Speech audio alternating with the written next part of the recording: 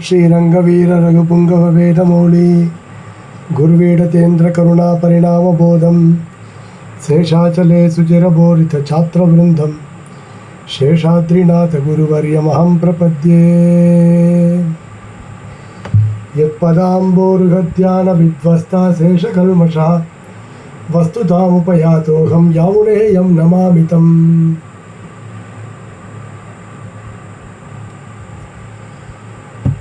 नवमाध्यायः आरभ्यते अधुना। नवमाध्याये आरंभे यामुनमुनिना विरचित गीतार्थसंग्रह श्लोकं पश्यामः।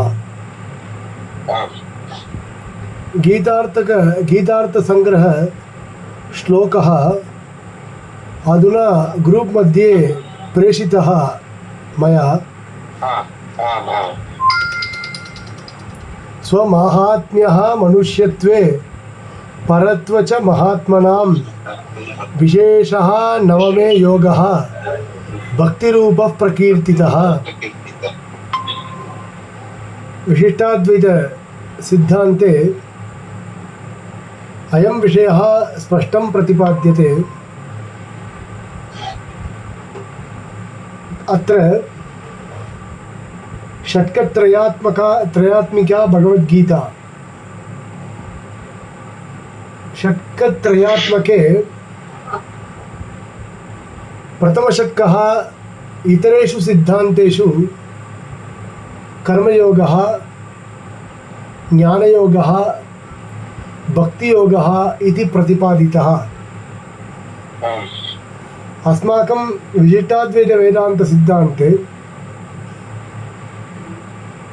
प्रथमषट्के कर्मयोगः, ज्ञानयोगः प्रतिपादितः। द्वितीयषट्के भक्तियोगः प्रतिपादितः। तृतीयषट्के पूर्वशेषः इत्युच्यते। द्वादश अध्यायेषु यः विषयः नोक्तः सः विषयः त्रयोदश अध्यायम् आरभ्य उच्यते इति अर्थः पूर्वशेषः इत्यस्य। भक्तियोग, कर्मयोग, ज्ञानयोग, भक्तियोगः इत्युच्यते। स्वमाहात्म्य मनुष्यत्वे परत्व च महात्मनां विशेषः नवमे योगे भक्तिरूपः प्रकीर्तितः इत्युच्यते। स्वमाहात्म्यं भगवतः माहात्म्यं। नवमाध्याये इमे विषयाः भगवता प्रतिपाद्यन्ते। तत्र स्वमाहात्म्यं भगवतः माहात्म्यं मनुष्यत्वे परत्वे। भगवान् मनुष्यरूपेण यदा अवतारं स्वीकरोति तदानीं वा अथवा श्रीवैकुण्ठे यदा तिष्ठति तदानीं वा परवासुदेवत्वेन यथा वर्तते तदानीमपि सः अत्यन्तम् उत्कृष्टः। एवमेव दशरथस्य पुत्रत्वेन अथवा वसुदेवस्य सूनुत्वेन वा यदा अवतारं स्वीकरोति भगवान् तदानीमपि सः अत्यन्तम् उत्कृष्टः एव। एतदेव अत्र उच्यते। स्वमाहात्म्यं मनुष्यत्वे परत्वे वा। मनुष्यत्वेपि माहात्म्यस्य न्यूनता नैव भवति। परत्वेपि माहात्म्यस्य इदानीम् एवं वक्तुं न शक्यते। परत्वे माहात्म्यमस्ति, मनुष्यत्वे माहात्म्यं नास्ति इति वक्तुं न शक्यते। स्वमाहात्म्यः मनुष्यत्वे परत्वे च महात्मनाम् इति प्रतिपादितम्। स्वमाहात्म्यं मनुष्यत्वे परत्वे एवं महात्मनां विशेषः अत्र अयं च विषयः अपि प्रतिपाद्यते। महात्मनाम् अर्थात् ज्ञानिनां विशेषः प्रतिपाद्यते। भक्तिरूपः योगः, भक्तियोगः इत्याख्यम् उपासनं नवमे अध्याये प्रतिपाद्यते। नवमे अध्याये प्रकीर्तितः, नवमे अध्याये प्रतिपाद्यते इत्यर्थः। स्वमाहात्म्यमनुष्यत्वे परत्वे च महात्मनां विशेषक नवमे योगः भक्तिरूप प्रकीर्तितः इत्यस्ति। अस्य अध्यायस्य नाम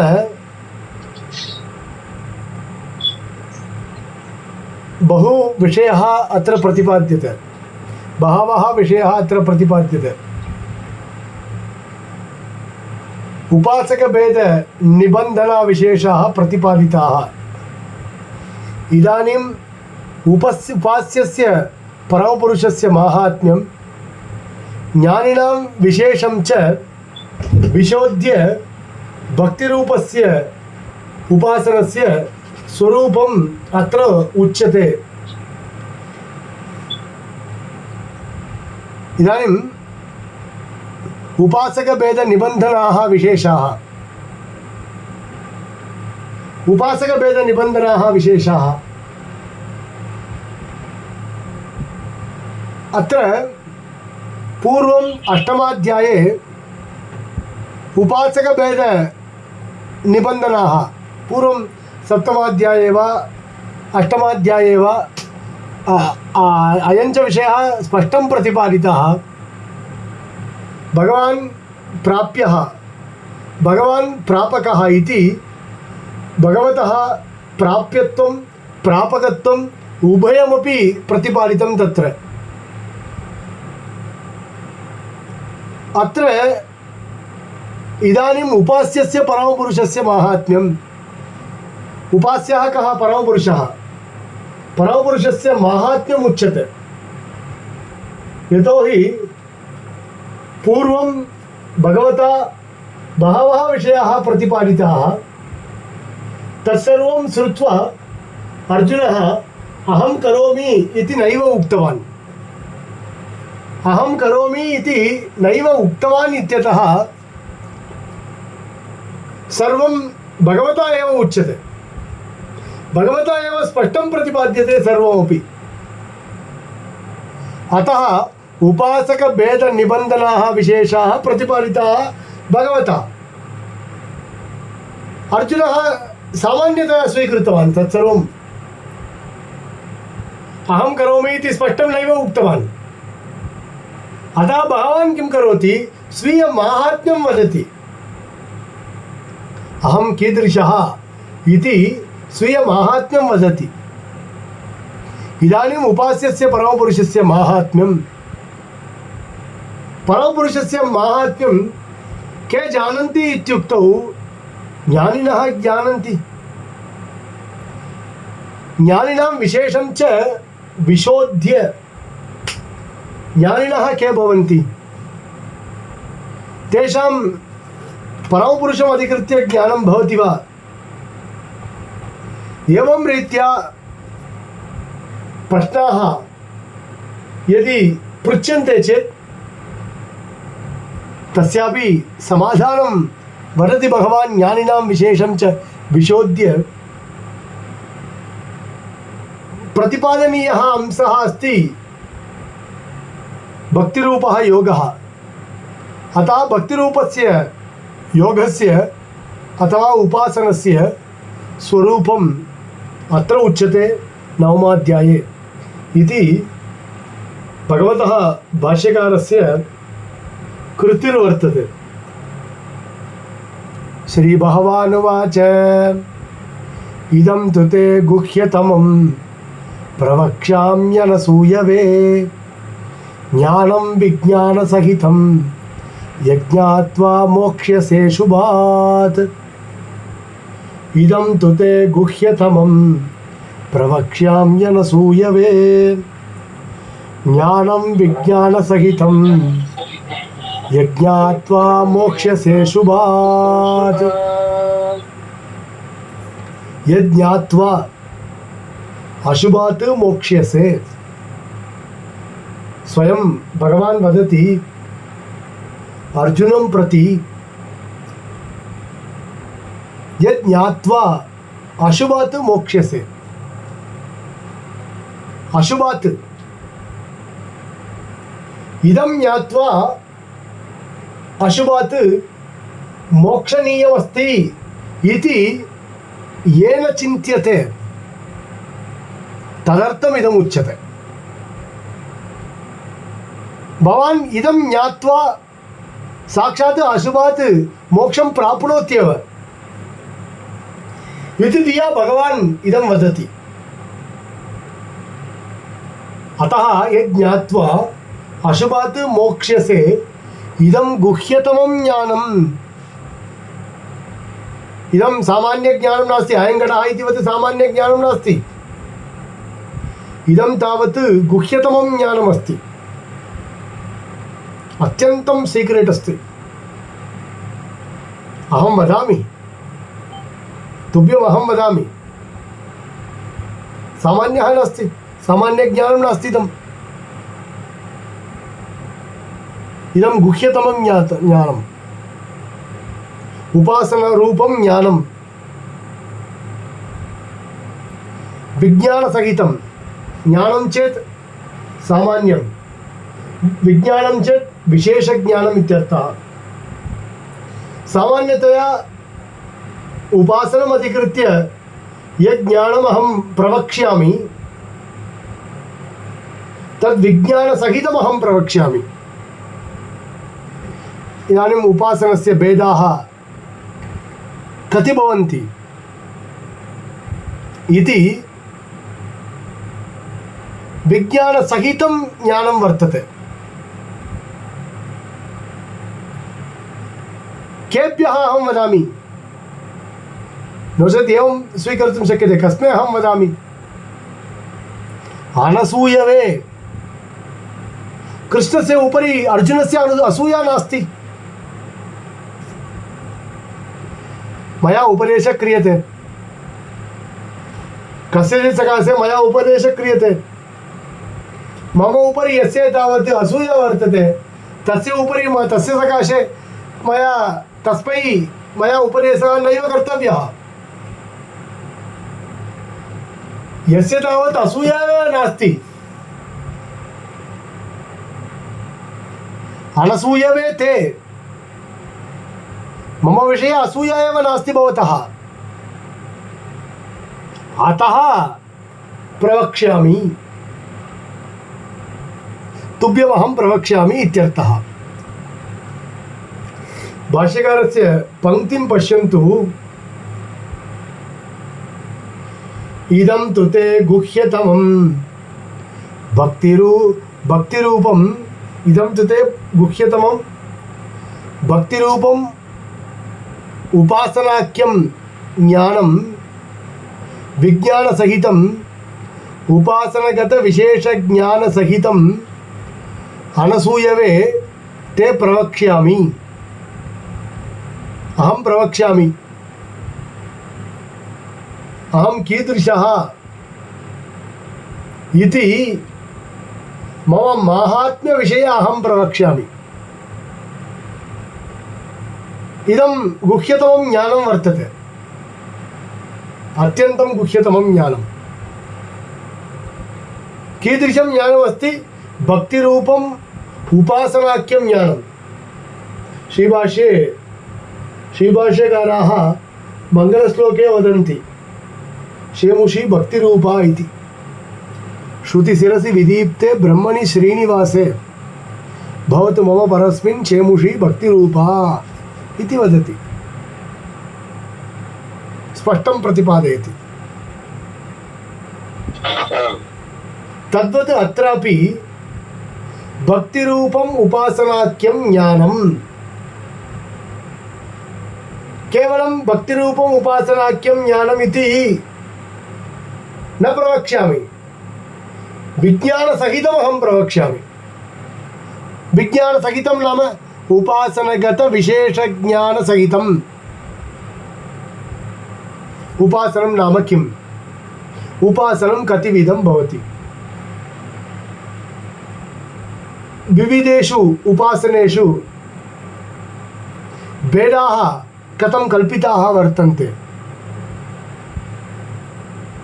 अत्र ज्ञानिनः इदम् उपासनं कथम् अनुतिष्ठन्ति, तेषाम् अनुष्ठाने उपासनं कथं भवति इति उपासनगतविशेषज्ञानसहितम् अनसूयवे ते प्रवक्ष्यामि।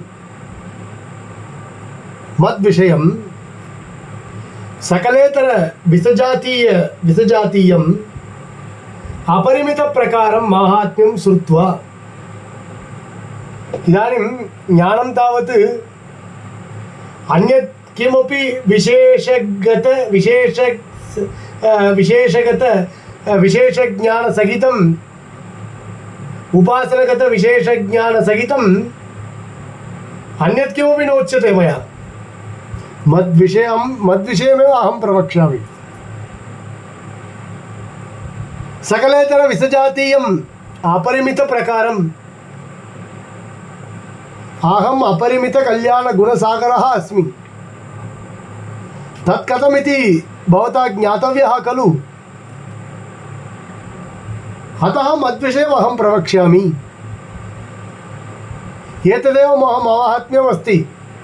मम माहात्म्यं श्रुत्वैव भवता अशुभात् विमोक्षयितुं शक्यते,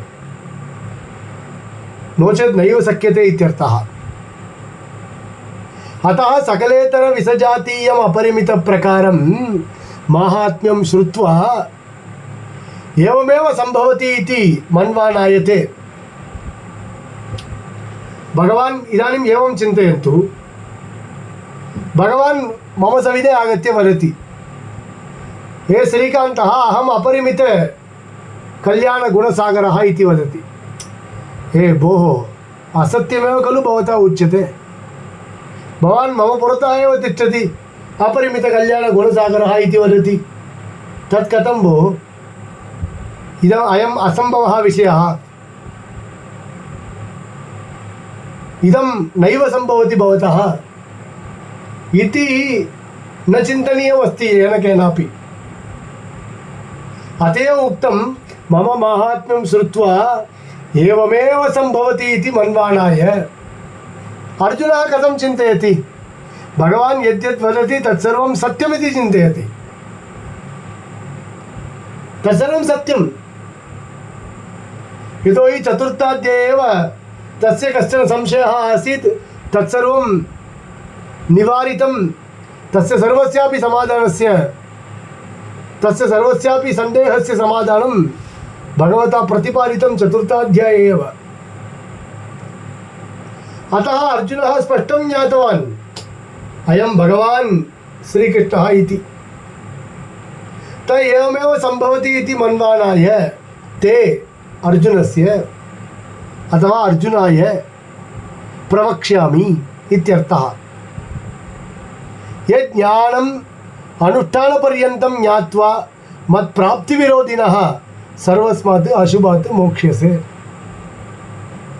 केवलं ज्ञात्वा अस्मिन् कर्णे श्रुत्वा तस्मिन् कर्णे तस्मात् कर्णात् बहिर्गच्छति खलु, तथा नास्ति। द्रष्टव्यः, श्रोतव्यः, मन्तव्यः, निदिध्यासितव्यः इति श्रुतिवाक्यं। तद्वत् यज्ञानम् अनुष्ठानपर्यन्तं ज्ञात्वा इत्यर्थः। यज्ञानम् अनुष्ठानपर्यन्तं ज्ञात्वा मत्प्राप्तिविरोधिनः विशिष्टाद्वैत वेदान्ते अर्थपञ्चकम् इत्युच्यते। इदं सर्वं स्पष्टं मनसि स्थापयन्तु। विशिष्टाद्वैत वेदान्ते अर्थपञ्चकम् इत्युच्यते। प्राप्यस्य ब्रह्मणो रूपं, प्राप्तुश्च प्रत्यगात्मा,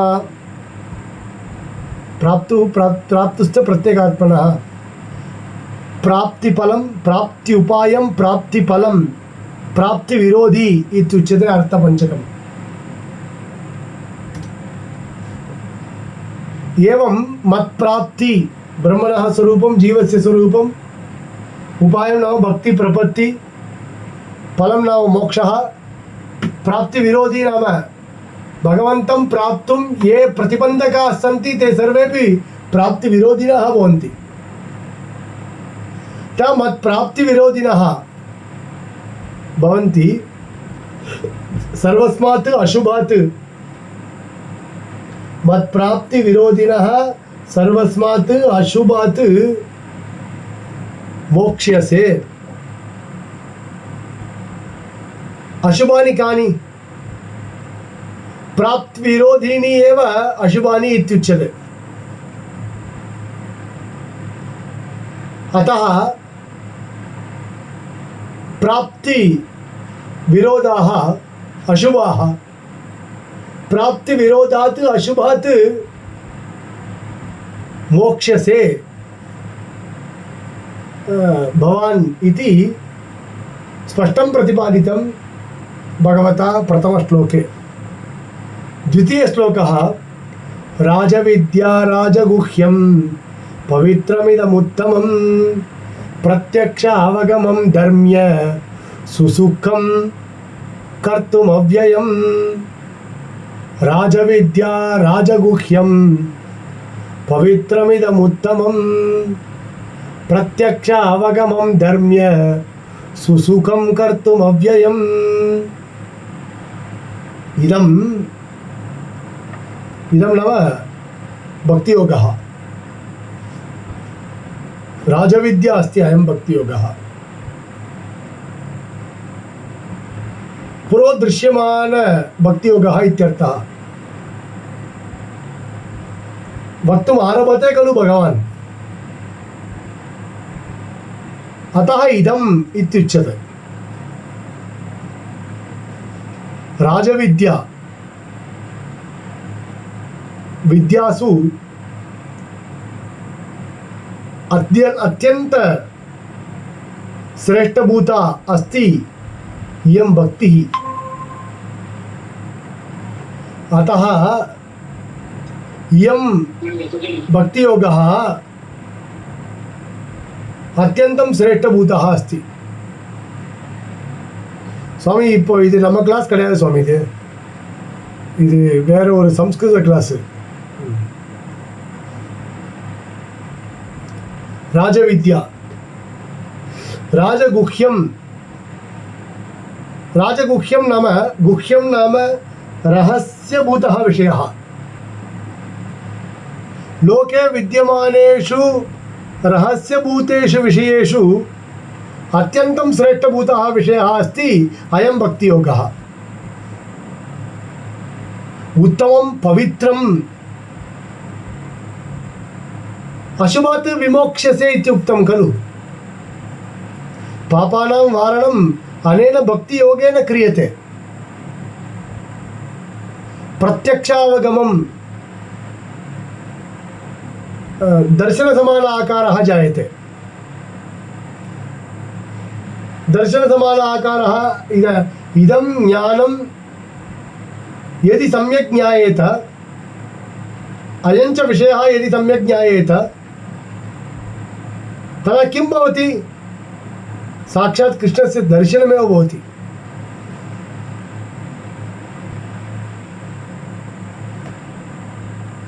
धामयम् इत्युक्तम्।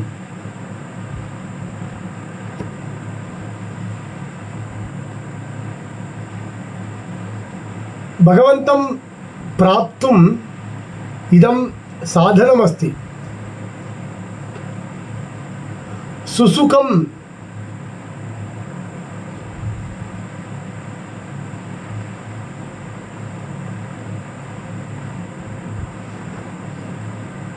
सुसुखमस्ति सुसुखं कर्तुम् अव्ययम् अनुष्ठान अयम् अत्यन्तं सुलभः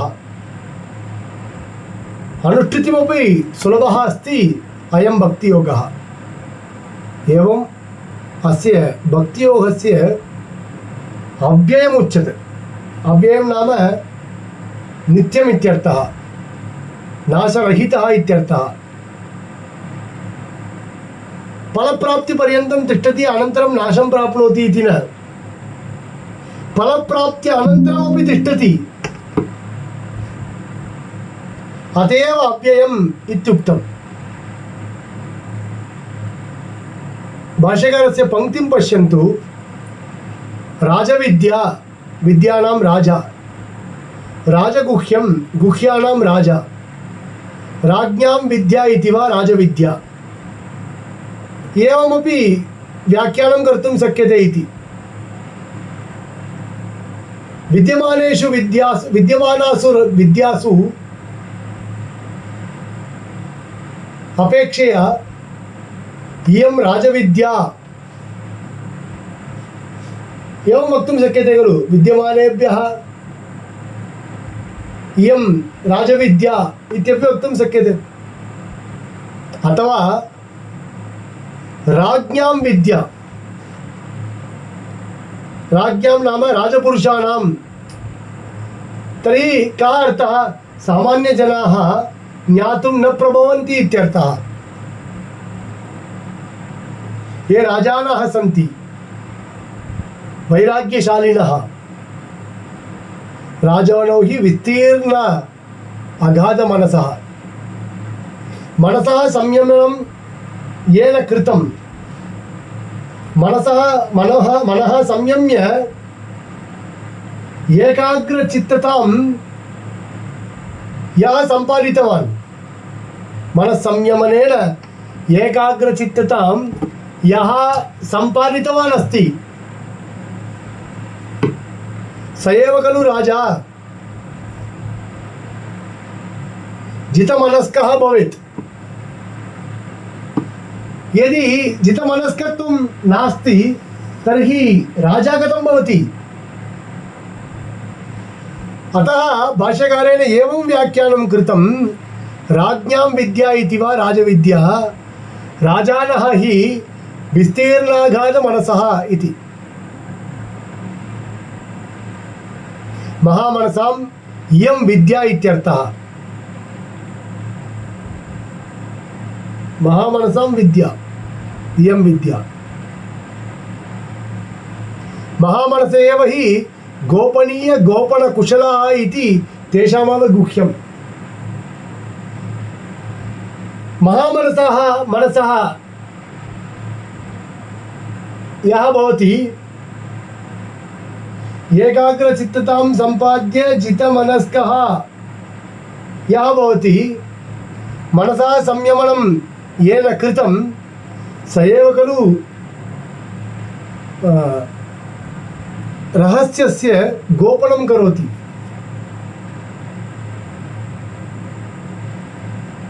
अन्ये तु गोपनं नैव करोति तथा खलु अस्ति महामनसः एव हि गोपनीय गोपनकुशलाः अयं च विषयः गोपनीयः अत्यन्तं रहस्यत्वात् this is a highly secret इति वदामः खलु हैली कॉन्फिडेंशियल इति गोपनीयः अंशः गोपनीयः एव बहिः नैव वक्तव्यः यस्य मनः तावत् यस्य मनसः संयमनम् अस्ति जितमनस्कः अस्ति तेन तावत् गोपनीयः विषयः गोपनं क्रियते सः गोपनकुशलः भवति अतः तेषामेव खलु गुह्यं सिद्ध्यति इदम् उत्तमं पवित्रम् अस्ति मत्प्राप्ति विरोधि अशेष कल्मष अपहतम् कथं पवित्रत्वं सिद्ध्यति पवित्रत्वम् इति चेत् मत्प्राप्ति विरोधिनाम् अंशानां दूरीकरणम् अनेन क्रियते, भक्तियोगेन क्रियते। प्रत्यक्ष अवगमम् अवगम्यते इति अवगमः विषयः। अत्र साक्षात् कर्तुमपि शक्यते। प्रत्यक्षभूतः अवगमः विषयः, यस्य ज्ञानस्य प्रत्यक्ष अवगमम् इति। भक्तिः मया अत्यन्तं सम्पादिता वर्तते।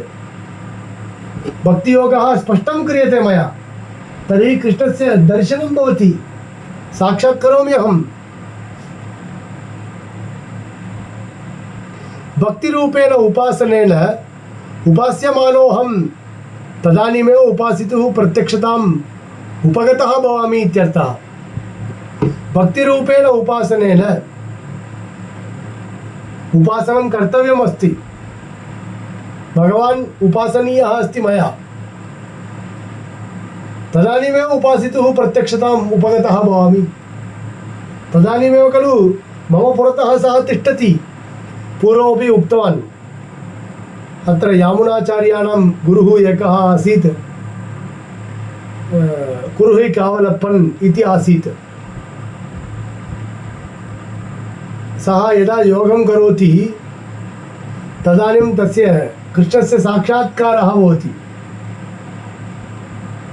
तदा अनुभवति, कृष्णस्य साक्षात्कारं योगदशायाम् अनुभवति सः प्रतिदिनं। स एव कुरुहि कावलप्पन् इत्युच्यते। यामुनामुनीनां पितामहः आसीत् नाथमुनिः इति एकः आचार्यः।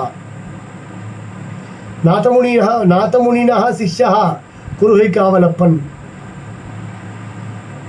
तस्य सकाशे अयं यामुनमुनिः रहस्यं ज्ञातुम् एकस्मिन् दिने गतवान्। तद्दिने सः योगदशायाम् आसीत्।